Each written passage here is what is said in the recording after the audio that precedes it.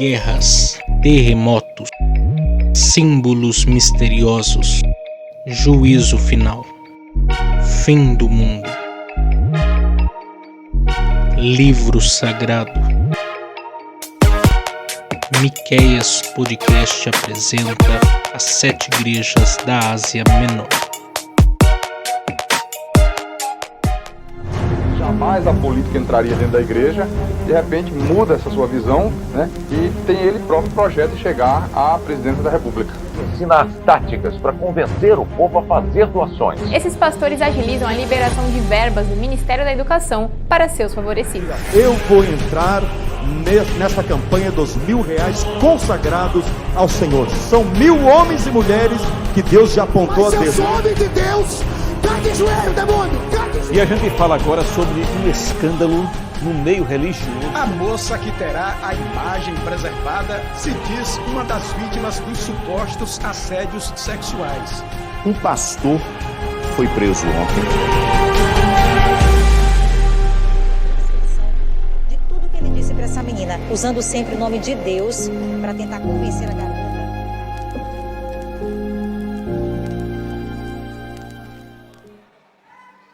É que a igreja evangélica brasileira está sendo mais conhecida no Brasil hoje pelos seus escândalos do que pela sua piedade. Muitas igrejas se transformando em empresas, muitos púlpitos se transformando em balcão, muitos cultos se transformando em show, muitos adoradores se transformando em atores. Muitas vezes a finalidade última não é a glória de Deus, nem a salvação dos perdidos, mas é o lucro. A igreja evangélica brasileira precisa se arrepender, precisa voltar ao verdadeiro evangelho, ao evangelho da graça, ao evangelho da cruz, ao evangelho centrado na pessoa de Jesus Cristo, nosso Senhor.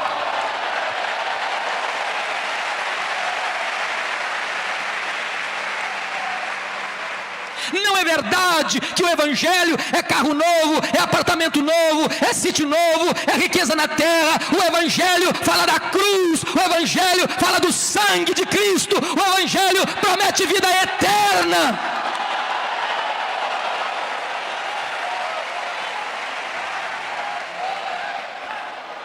Enquanto a igreja brasileira for uma igreja antropocêntrica, o homem no centro, as chuvas serão retidas, irmãos. Serão retidas. É triste, mas o índice de divórcio nas igrejas evangélicas é quase o mesmo fora da igreja. É triste, mas o número de rapaz e moça que vai para a cama no namoro, com o namorado, com a namorada, é quase o mesmo dentro da igreja que fora da igreja. É triste, mas a quantidade de crente que é desonesto nos seus negócios, que mente, que é infiel ao marido, que é infiel à esposa e que é enrolado nos seus negócios dentro da igreja, é quase o mesmo fora da igreja. Temos visto hoje muita adesão e pouca conversão, muito ajuntamento, pouco quebrantamento. O povo de Deus precisa se arrepender, porque o juízo começa pela casa de Deus.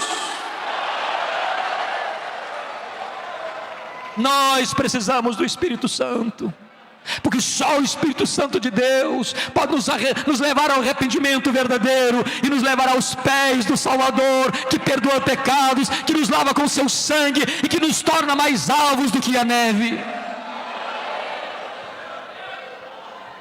Mas em terceiro lugar, irmãos, a água é necessária, não apenas para dar vida e para purificar. A água é necessária para matar a sede. Eu quero dizer para você que você pode ser o homem mais rico dessa cidade, você pode ser o homem mais influente dessa cidade, você pode morar no apartamento mais bonito dessa cidade, você pode ter o carro importado mais luxuoso dessa cidade, você pode vestir as roupas de grifes mais caras dessa cidade, você pode frequentar os restaurantes mais requintados dessa cidade, você pode ser a pessoa mais culta dessa cidade, você pode conhecer o mundo e os lugares mais paradisíacos da terra, de todo esse planeta. Se você não for uma pessoa cheia do Espírito Santo, você tem uma vida vazia. Só o Espírito Santo de Deus pode dar sentido à sua vida. Nós precisamos do Espírito Santo. O avivamento é uma necessidade da igreja. Mas uma terceira verdade que eu quero partilhar, irmãos.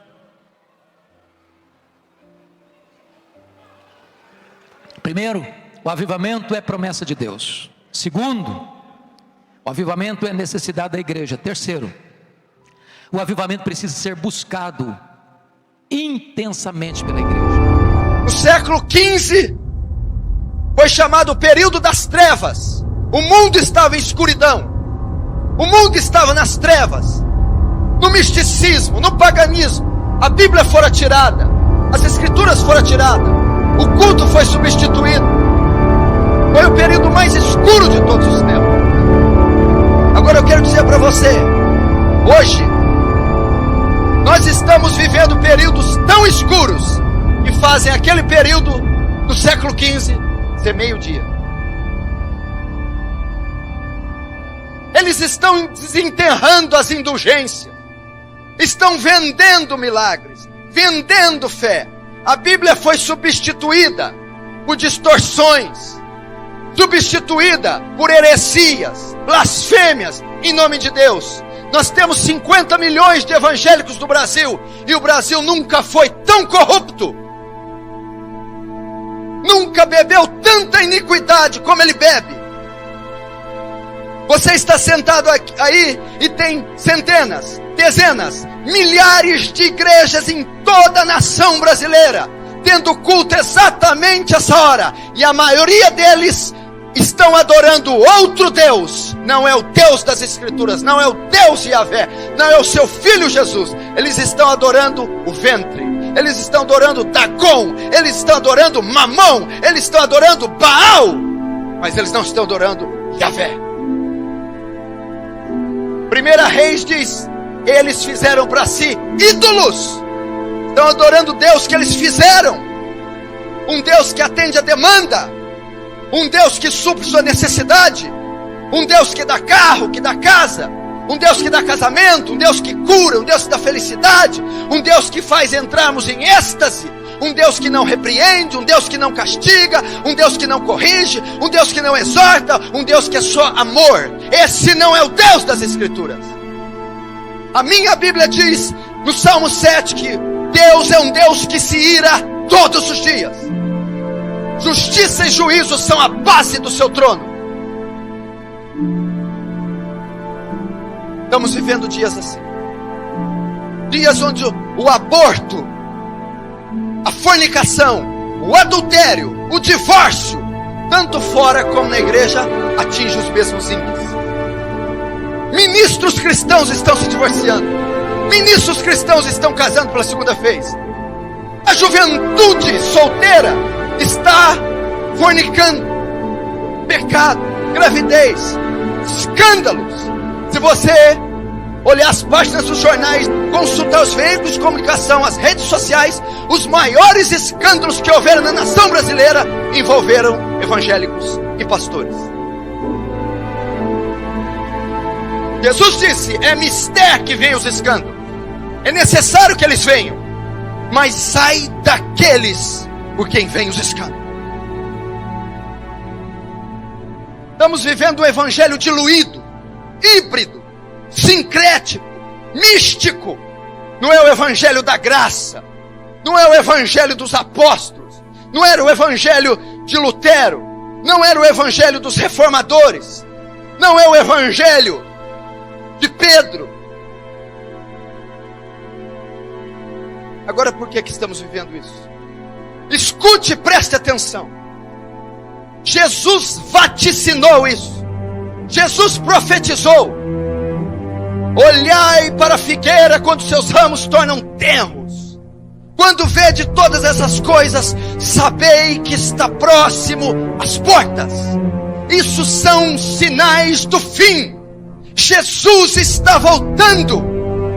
Nunca uma geração esteve tão próxima da vinda de Jesus como a nossa. Mas por incrível que pareça, ainda com todos os sinais evidentes, explícitos, temos alguns cristãos dormindo, mundo, andando em carnalidade, cegos para a condição do mundo e da igreja. Paulo a Timóteo diz, e há de ser que nos últimos dias muitos apostatarão da fé, dando ouvido a espíritos enganadores e doutrinas de demônios. A igreja tem se apostatado, tem ensinado heresias. Veja o que está acontecendo com o louvor. Veja o festival, o troféu Promessas. Veja o que está acontecendo com a teologia da prosperidade. Veja essa bruxaria que está sendo feita em nome de Jesus. Veja os escândalos. Veja a lavagem de dinheiro, o tráfico de arma. Veja os adultérios, os escândalos envolvendo o nome de Jesus. Apostasia. Você tem hoje um culto antropocêntrico, um louvor antropocêntrico. O homem é o centro, ao invés de ser teocêntrico, cristocêntrico. Veja as melodias, as letras dessas músicas de hoje. Para mim, em mim, meu, para mim. Louvor consiste em dizer quem Deus é e o que Deus faz. O louvor de hoje, ele atinge o ego do homem. Culto antropocêntrico, campanha para satisfazer a vontade do homem. Eles não perguntam mais o que é certo, perguntam, dá certo? Cultos, campanhas da casa, do carro, do marido, da cura, das 7 semanas, da corrente, dos 7 jejuns, para desamarrar, desatar, prosperar, abrir portas. Ao invés de ser um culto em louvor e adoração a Deus, vamos jejuar para a glória de Deus, vamos entrar em vigília para as almas serem salvas, vamos nos ajuntar para oferecer nossos corpos como sacrifício vivo, santo e agradável a Deus. O culto é em honra de Deus, o culto é para a glória de Deus, o louvor é para a glória de Deus. Mas elas estão se apostatando.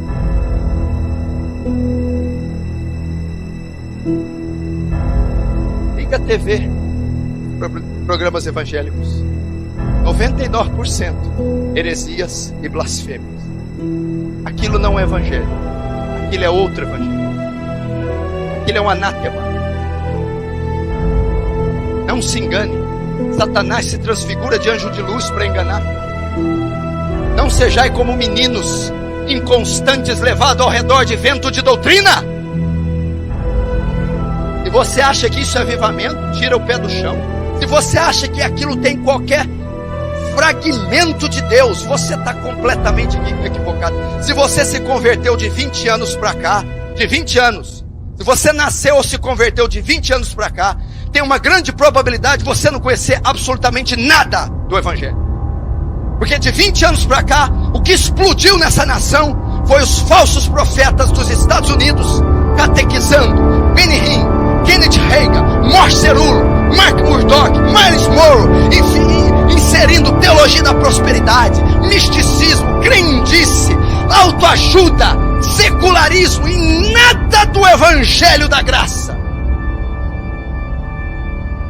Uma doutrina que não enfatiza pecado. A obra mais importante do Espírito não é mencionada nesses ministérios. O Espírito, quando vier, convencerá o homem do pecado, da justiça e do juízo. Não é provocar êxtase em ninguém, não. Não me lembro de Paulo tendo êxtase. Não me lembro de Jesus tendo êxtase. Não me lembro da igreja neotestamentária tendo essas manifestações bizarras. Se o ministério diz ser cheio do Espírito Santo, mas não prega contra o pecado, ele não tem nada do Espírito Santo. Eu lembro de Paulo sendo apedrejado, Paulo passando fome, Paulo passando naufrágio e pregando o evangelho em toda a Ásia Menor, fundando 7 igrejas com seu sangue. Apostasia. O que você tem feito com a sua vida? Louco! Amanhã pedirão a tua alma. O que tens preparado? Para quem será? Stand here today. I'm not troubled in my heart about your self-esteem. I'm not troubled in my heart about whether or not You feel good about yourself, whether or not life is turning out like you want it to turn out, or whether or not your checkbook is balanced. There's only one thing that gave me a sleepless night. There's only one thing that troubled me all throughout the morning, and that is this. Within 100 years, a great majority of people in this building will possibly be in hell. And many who even profess Jesus Christ as Lord will spend an eternity in hell. You say, Pastor, how can you say such a thing? I can say such a thing because I don't do my Christian work in America. I spend most of my time preaching in South America, in Africa, and Eastern Europe. And I want you to know that when you take a look at American Christianity, it is based more upon a godless culture than it is upon the Word of God. And so many people are deceived, and so many youth are deceived, and so many adults are deceived into believing that because they prayed a prayer one time in their life, they're going to heaven. And then when they look around at others who profess to know Christ and see those people also just as worldly as the world, and they compare themselves by themselves, nothing troubles their heart. They think, well, I'm the same as most in my youth group. I watch things I shouldn't watch on television and laugh about the very things that God hates. I wear clothing that is sensual. I talk like the world. I walk like the world. I love the music of the world. I love so much that's in the world. But bless God, I am a Christian. Why am I a Christian? I don't look any different than most of the other people in my church. Why am I a Christian? Because there was a time in my life when I prayed and asked Jesus Christ to come into my heart. I want you to know that the greatest heresy in the American evangelical and Protestant church is that if you pray and ask Jesus Christ to come into your heart, He will definitely come in. You will not find that in any place in Scripture. You will not find that anywhere in Baptist history until about 50 years ago. What you need to know is that salvation is by faith and faith alone in Jesus Christ. And faith alone in Jesus Christ is preceded and followed by repentance.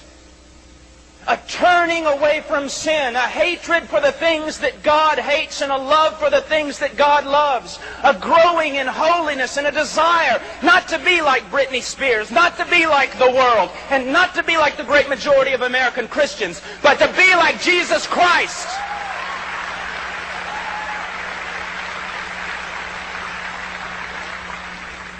I don't know why you're clapping. I'm talking about you. I didn't come here to get amens. I didn't come here to be applauded. I'm talking about you. People so many times come up to me and they say, oh, I'd love to follow you into Romania. I'd love to follow you into the Ukraine. I'd love to preach where you preached and planted churches in Peru in the jungle. And I tell them, no, you wouldn't. They say, yes, I would. I said, no, you wouldn't. Why? Because you'd be excommunicated from the church down there.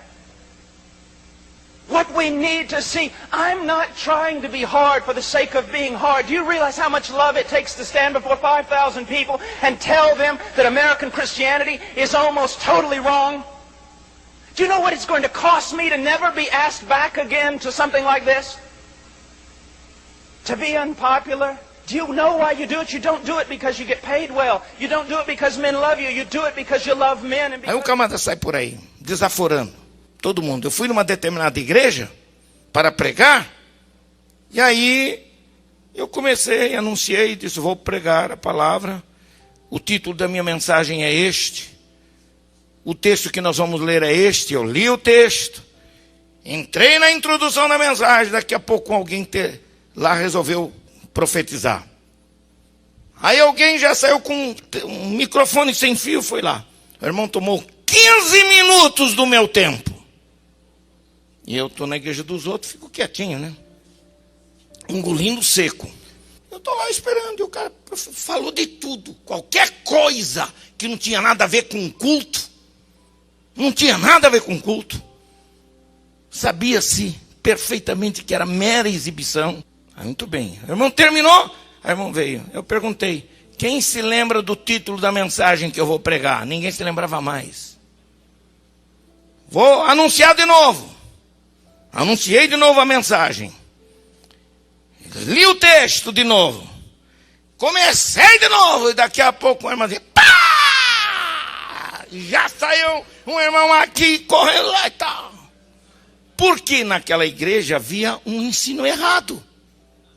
O ensino que tinha naquela igreja era o seguinte: o profeta falou, é Deus falando. Então para tudo. Músico para de tocar, pregador para de pregar. Aí tudo bem. Deixa eu confessar um pecadinho para vocês aqui. Fiquei na carne, pastor. Fiquei com raiva daquela situação. Achei que era desaforo ao Espírito Santo e também a mim, que era o profeta naquela hora.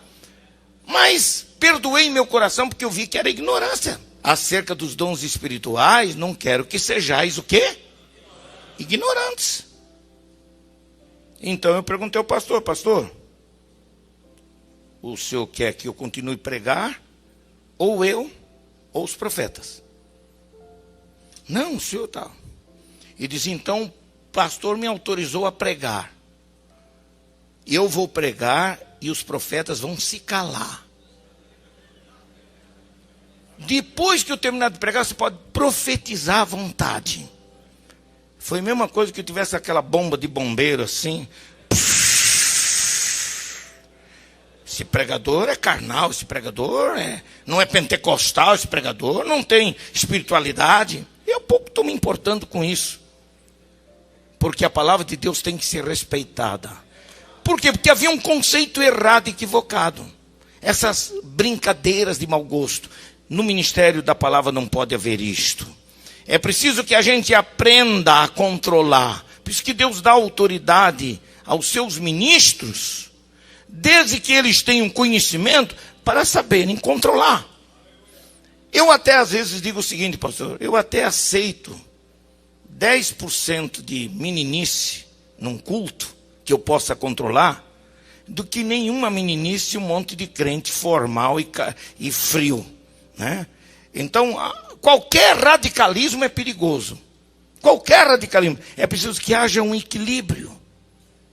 E que o crente que está aí saiba o que está fazendo. Saiba por que está fazendo. O conceito era equivocado. Ora, se o espírito do profeta é sujeito ao profeta, significa que o profeta sabe o que vai falar e sabe quando ele pode e deve falar. Pelo menos deve saber. Não é essa coisa que liga numa tomadinha e o camarada tem que falar. Me sentei ao lado de alguém uma vez que dizia que era pregador. Aí puseram esse irmão do meu lado, ele sentou, sério, assim, duro. Daqui a pouco ele fazia assim. Olhava para mim, arregalava o olho. Aí eu me virei para ele, irmão, o senhor está passando mal? Não, irmão, é o Espírito Santo. Não, meu irmão, isso não é Espírito Santo. Isso não é Espírito Santo. Tome cuidado, não brinque com coisa séria. Essas brincadeiras. Quem é que diz que você tem isso? Aqui não é sessão espírita. Culto é sessão espírita, irmão, onde um espírito entra numa pessoa e a pessoa tem que estribuchar, tem que arregalar os olhos, tem que sair pulando, tem que fazer... Não. Você tem direito à alegria. Você tem direito a expressar a sua alegria. Você se alegra, um bate palma, outro levanta a mão, outro chora, outro grita, outro põe a cabeça no meio dos joelhos. É perfeitamente aceitável, mas isso não pode se transformar em regra. Em regra. Que para o Espírito Santo manifestar, você tem que arregalar os olhos, que você tem que estribuchar, que você tem que sair pulando. Não é. Não é regra. Essas verdades, e tem pregadores que são especialistas em provocar isso para depois eles ficarem. Um determinado pregador chegou, foi anunciado que ia pregar, ele estava quietinho, não dizia amém para nada do que estava acontecendo no culto. Aí na hora que anunciaram ele como pregador, entregaram o microfone na mão dele lá sentado. Ele está sentado lá e daqui a pouco ele diz assim: meu Deus, não sei se eu subo, não sei se eu fico, não sei se eu vou. Esse lugar é santo demais, meu Deus. Ah, Jesus, será que eu digo, Deus? Será que eu digo? Isso é brincadeira. Isso é zombar da inteligência das pessoas. Isso não é espiritualidade. Irmãos, eu creio no poder da palavra de Deus. Se eu creio no poder da palavra de Deus, eu não preciso inventar nada. Eu não preciso acrescentar absolutamente nada. Amém? Alguém diz assim, se a Assembleia de Deus não modernizar, ela vai ficar para trás. Por exemplo, nós não somos contra a modernização para o bem. Antigamente nós sabemos que ninguém usava bateria. Mas não usava porque nunca teve na Bíblia. Não usem bateria no culto. Era ensino de pastor. Ensino dele mesmo, da cabeça dele. Não tem na Bíblia. Agora, o simples fato de eu botar uma bateria na igreja para segurar jovens, bateria não segura jovem na igreja. O simples fato de eu colocar cantores para cantar 1 hora na igreja, para segurar jovem na igreja, não segura jovem na igreja. Os que vão estar no louvor, você segura eles. Mas na hora que não botar ele no louvor, ele sai da igreja. Esse negócio de eu botar jogo de luz no púlpito, jogo de luz, arrancar a mesa daqui, tirar a cadeira e deixar só um aqui, isso aqui não sustenta ninguém na igreja. O futuro da igreja não é isso, gente. Não sou contra quem faz. Pintar a igreja de preto, de branco, de azul, de amarelo. O problema não é a igreja, o problema é coração humano. Pastor, e onde está o futuro da igreja? Simplesmente, a igreja que nunca vai cair e que vai ficar de pé é a igreja de crente espiritual. A igreja que vai ficar de pé não é a igreja de crente que pula, que eu não sou contra tu pular. Tu pode pular o tanto que tu quiser. A igreja que vai ficar de pé não é a igreja que tem no púlpito dela cantores. A igreja que vai ficar de pé não é quem tem grandes oradores. A igreja que fica de pé é a igreja que tem crente espiritual e que sabe qual foi o propósito para o qual Deus lhe chamou para estar aqui. Mas como é isso? Por exemplo, se todo crente aqui soubesse por que está aqui, para que está aqui, a igreja vivia outra realidade. Porque se vocês analisarem, no terreno que Jesus fala em Mateus 13, tem 4 tipos de terreno e só um presta. Tem um terreno que é pisado por todo mundo, que ele diz, a semente caiu à beira do caminho. Terreno pisado por todo mundo, ele não presta para nada. Crente que ele é acostumado a viver mudando de igreja, ele nunca para em igreja. Porque é terreno velho pisado. Todo tipo de pastor e de ensino velho entra nele. Ele não tem estabilidade. Claro que tem suas exceções, mas terreno velho pisado, você pode prestar atenção. Todo terreno pisado à beira da estrada, caminho, não nasce mato. Não nasce nada. Porque tá o quê? Pisado. Tem crente que já é pisado velho. 30 anos, 40 anos dentro da igreja, ele não dá nada. É pisado. Ele é pisado, ele já andou por tudo. A semente caiu à beira a outra caiu entre pedras, só que tinha uma camadinha de areia. Mas na hora que a raiz tentou entrar, o que a raiz encontrou? Pedra, aí ela morre. O terceiro caiu entre e o que é os espinhos, pastor Zé? A fascinação, as ilusões desta vida. Aí só tem um tipo de terreno que vai ficar. Aquela que caiu em boa terra. Aí o que é boa terra, pastor Zé? Coração quebrantado. Boa terra é coração de crente sensível. Boa terra é coração que Jesus disse em Mateus 5:8, limpo de mão e puro de coração.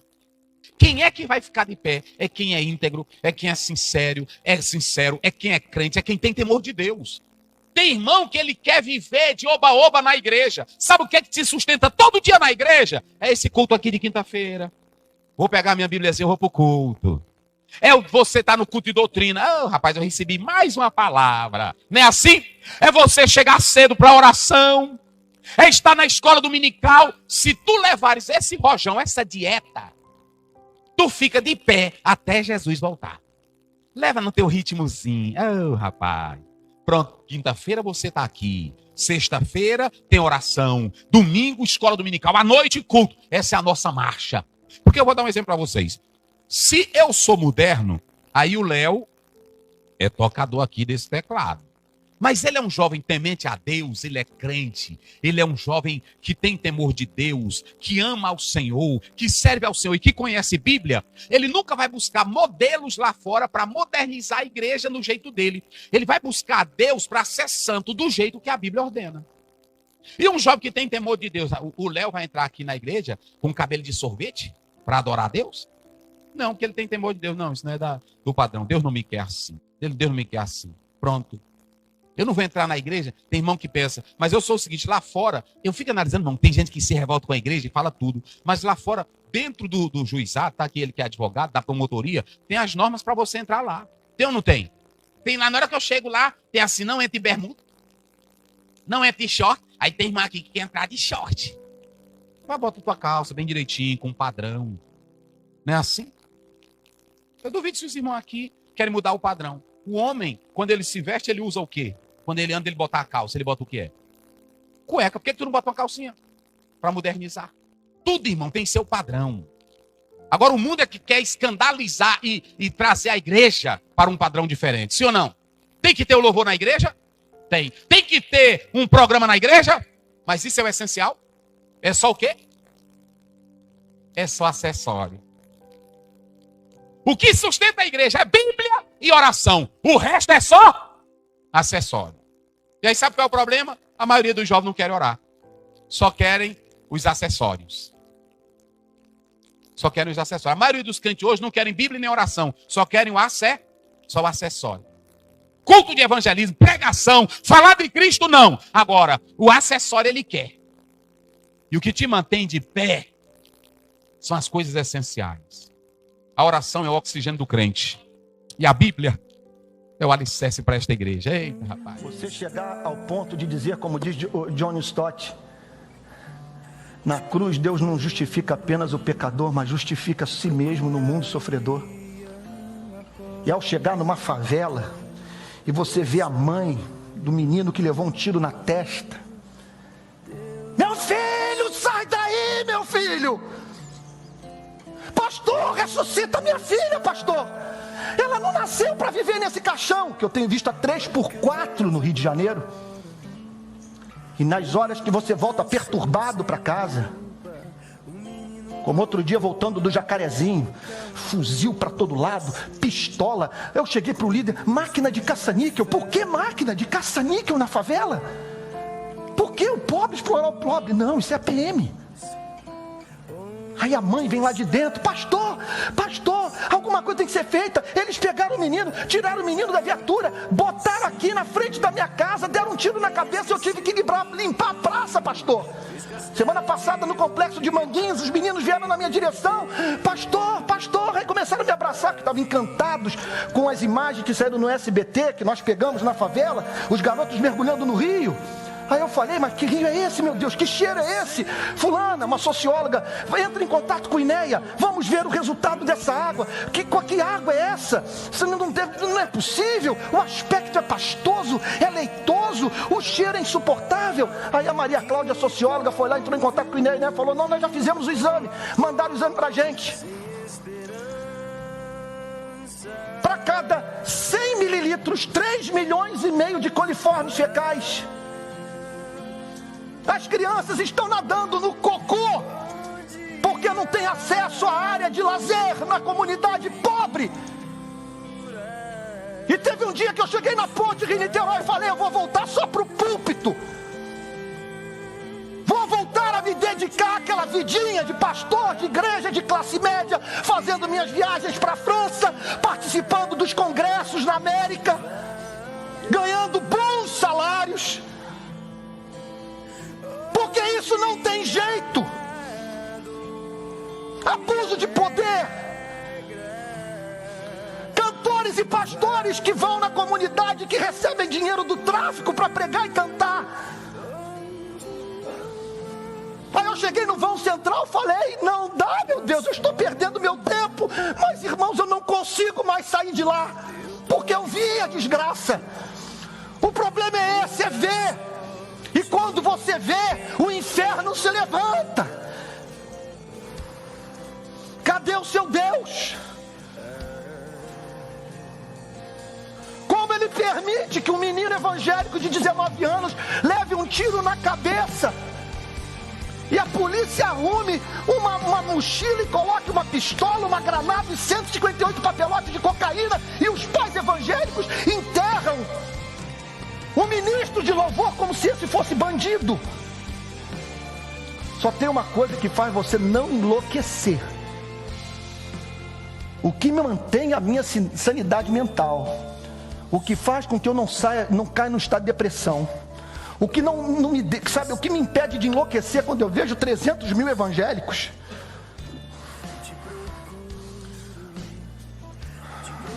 Deus do céu, eu não podia falar. 2,5 milhões de reais dados pela Prefeitura do Rio de Janeiro para organizar um culto no centro da cidade. Com 2,5 milhões eu mudo a realidade de centenas e centenas de famílias das comunidades pobres onde eu estou trabalhando. Que é isso, gente? Só tem uma coisa que faz você não perder o juízo.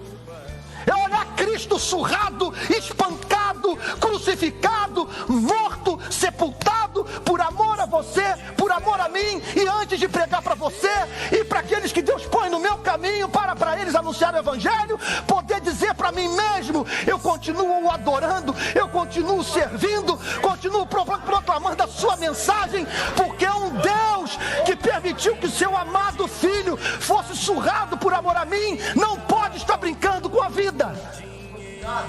E é essa mensagem que Deus chamou para você e eu anunciarmos ao mundo. Palavra de Deus é a única resposta que você pode dar para si mesmo quando se depara com esses absurdos. Não podemos nos calar diante de uma igreja que trocou o poder da cruz pelo poder político. Não podemos nos calar. Os valores de Jesus Cristo são outros. Nós não podemos nos calar. Irmãos, eu tenho falado isso constantemente. Tenho sido, na maioria das vezes, muito mal interpretado. Muito mal interpretado. Mas eu vou arriscar falar assim mesmo, mais uma vez. Queridos, eu sei, a igreja tem sua vocação política, eu não sou contra, ela tem, claro que tem, e nós temos que ser esta igreja que exerce a sua vocação política. Não sou contra, temos aqui um candidato, irmãos, a igreja, vamos orar por ele, vamos apoiar. Não sou contra, claro que não. Congrego na Assembleia de Deus, Ministério do Belém, no Belenzinho em São Paulo. Meu pastor presidente se chama José Wellington Bezerra da Costa. Não sou contra, claro que não sou nenhum louco. Mas, queridos irmãos, eu não vou me calar diante de pastores e de igrejas que, para apoiar, não tenho nada contra se você votou no presidente que aí está, não tenho nada contra se você votou no outro que perdeu, não quero nem saber em quem você votou. O voto é secreto, é livre e é democrático, e você exerceu a sua obrigação e o seu direito de cidadão. Não é disso que eu estou falando, mas eu não posso me calar, e eu não vou me calar com pastores e igrejas que, para apoiar candidato, faz arminha com a mão. Pastores lá em São Paulo fizeram selfie. Levanta toda a igreja, todo mundo ficou em pé, faz todo mundo assim. E o pastor fazendo selfie de cima do púlpito. Como? Que evangelho é esse? Que evangelho é esse? Eu não posso e não vou me calar diante de uma igreja que transforma a frase diabólica, bandido bom é bandido morto, em frase sagrada. Essa frase não é sagrada. Nunca foi. Essa frase não é de Jesus. Bandido bom é bandido morto. Não. Na boca de Jesus não se ouviu esta frase. Na boca de Jesus se ouviu: hoje estarás comigo no paraíso. Ele falou isso para um ladrão. Eu não posso e não vou me calar. A igreja foi colocada na terra para ser base de amor, para ser fonte de amor. Eu sou de um tempo da Assembleia de Deus, que os crentes mesmo sem saber ler, que pastores que não tinham teologia, que pastores que não sabiam pregar direito, mas saíam na rua dizendo: Jesus salva bandido, Jesus salva prostituta, Jesus salva ladrão, e Jesus salvava mesmo.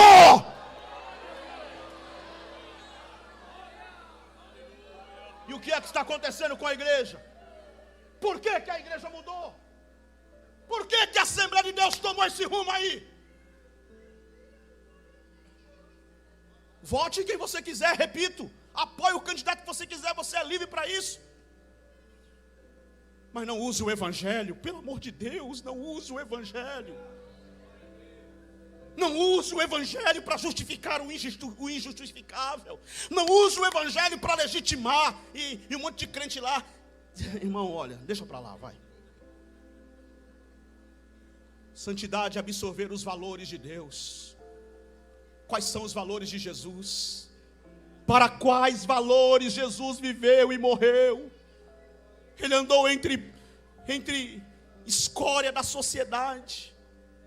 Ele foi em festa de pecadores, comeu e bebeu com eles. E foi chamado de comilã e beberrão, amigo de publicanos e pecadores. E eu fico tão maravilhado quando eu leio isso, porque eles estavam achando que estava manchando a moral de Jesus, pois estava elogiando Jesus. Ele é amigo dos pecadores, sim. Ele é amigo dos pecadores mesmo. E eu sou o principal. E Ele me ama, e Ele te ama, e Ele nos ama, e Ele nos quer bem. E eu não estou falando aqui de vida de pecado, de gente que vive na prática do pecado, na vida miserável do pecado, que não quer se converter, que não quer se arrepender. Não é isso que eu estou falando. Eu estou falando do pecador, da pessoa. Eu e você, limitado, fraco, falho, homens e mulheres cheios de falhas, que não tinha nada, e não temos nada para Jesus nos amar, não temos nada para Jesus nos querer, mas Ele nos abraçou a si mesmo e disse: filho, eu te amo, eu te quero, eu te perdoo. E eu termino dizendo que santidade... Porque às vezes a gente acha que avivamento é a gente sentir a presença de Deus lá na igreja. Não, avivamento é a igreja ser revestida de poder do céu de maneira tão grande que a sociedade é impactada. Nos dias de John Wesley,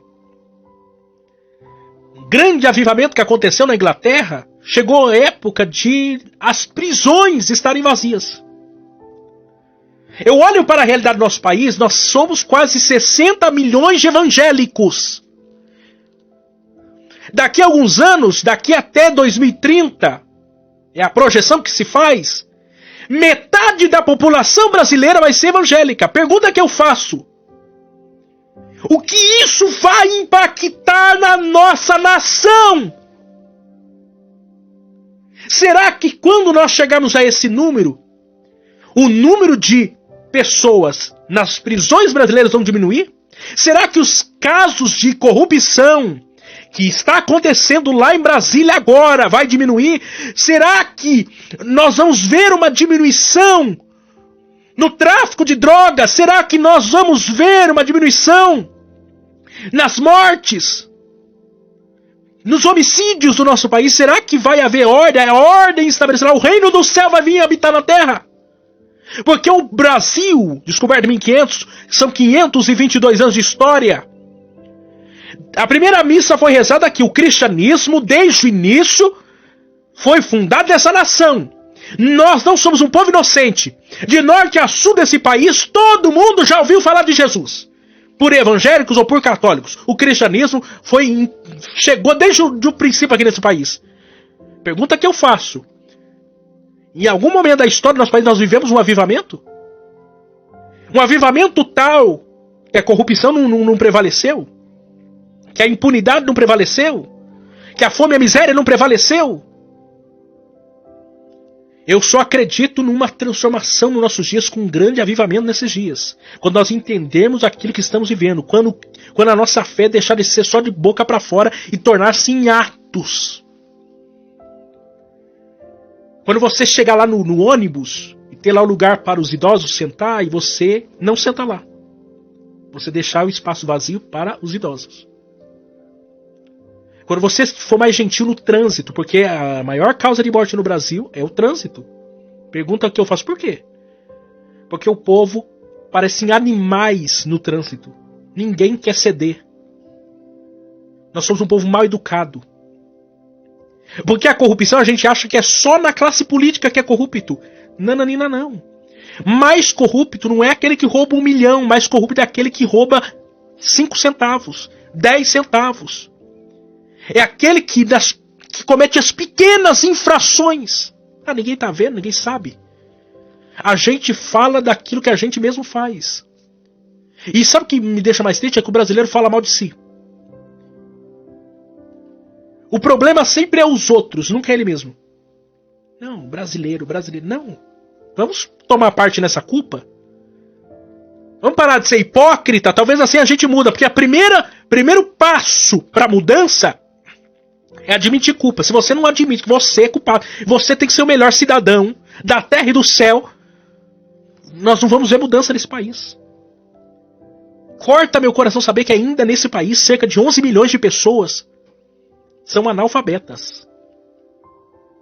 Que nós estamos nos rankings de educação lá embaixo. Nós somos um país de quinta categoria. Porque nós estamos mais interessados em saber de coisas chulas. Rodrigo Silva ainda ele diz assim, que o Brasil é um país rico de cultura pobre. O hobby do brasileiro é cuidar da vida dos outros.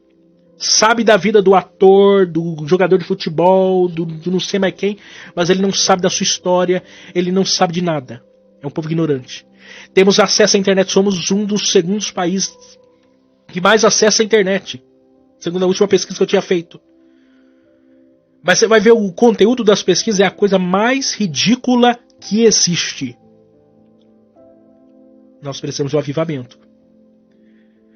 Ser cristão não é só ser cristão também é ser cidadão. É almejar fazer diferença na terra. É estudar para fazer a diferença na terra. Não pode ter preguiça. Eu vi algo essa semana que eu achei assim, inacreditável. E a mais pura verdade. O brasileiro, ele é capaz de acordar 4 horas da manhã para enriquecer o patrão. Mas quando ele vai trabalhar para si mesmo, ele levanta 10. Quer dizer, ele tem mais força de vontade para enriquecer o outro do que para enriquecer a si mesmo. Essa mentalidade de escravo que nós temos deveria ser arrancada de nós. Essa síndrome de vira-lata deveria ser arrancada de nós. Nós precisamos de uma identidade. E a palavra de Deus nos dá essa identidade. Nós precisamos olhar para a palavra de Deus. A palavra de Deus é o norte para que nós possamos viver bem em todas as áreas da nossa vida, inclusive na vida pública. Jesus não morreu só para tirar meus pecados, não. Ainda alguém diz assim, Jesus não morreu na cruz para tirar a minha inteligência, nem a sua inteligência. Isso é muito verdadeiro. Nós somos cidadãos da terra. Nós temos uma mensagem poderosa, capaz de impactar o mundo, transformar vidas. E às vezes porque nós somos... não temos muita perspectiva sobre as coisas, nós perdemos oportunidades. O evangelho ele é para o homem completo. Todas as áreas da sua vida. Deus não está preocupado só em salvar sua alma. Ele quer salvar seu corpo. Ele quer te dar dignidade. Quer fazer você alguém para fazer diferença na terra. Uma testemunha fiel do seu santo evangelho. Do que ele pode fazer na vida de uma pessoa que se entrega a ele. Todas as áreas.